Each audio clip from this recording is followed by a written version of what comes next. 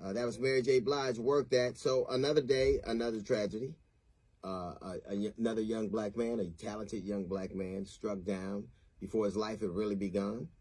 It is happening with great frequency all over the country in all kinds of endeavors for all kinds of silly reasons. And whenever things like this happen, there are people who rightfully try to make some sense of the unexplainable, some sense of the nonsensical. You know, maybe you shouldn't put your whereabouts, you know, on social media, which is always prudent.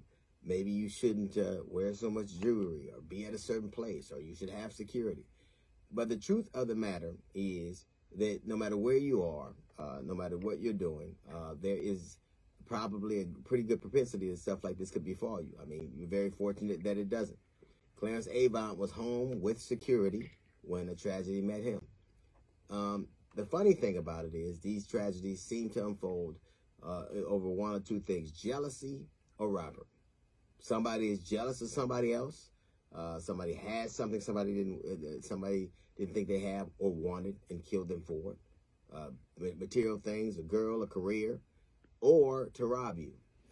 And that to me is unfortunate. I was in Beverly Hills the other day, walking down the street, not a Rolex in the window, not one.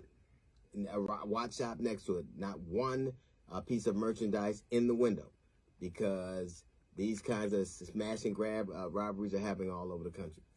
And it comes down to one simple thing. We have there seems to be a total lack of respect for life.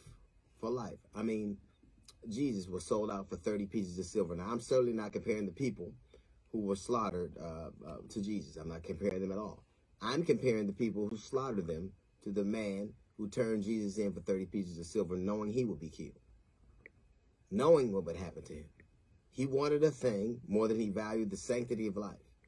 And that is perpetuating itself all over the country in all kinds of ways. All over. That people just don't seem to have a respect for the sanctity of life. What is the value of things like that? Insurance can cover it. What does it get you?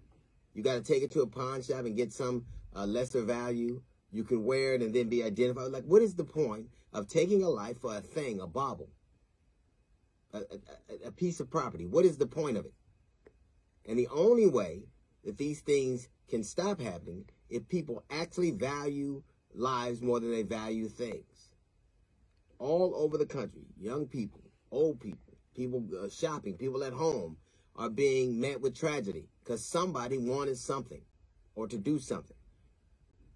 When did it get to be, and I think that this has always been the situation, there have always been human beings who wanted a thing so badly or so jealously that they were willing to do whatever get rich or die trying existed before the song, existed before the stated mindset.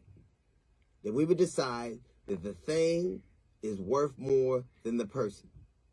And we have all kinds of reasons for it. We have well, it's the economy. Well, this person, you should have been here, you should have been there. No matter where you are, these people or lack of these people who seem not to be people at all, these people who lack such humanity, seem to be all around us.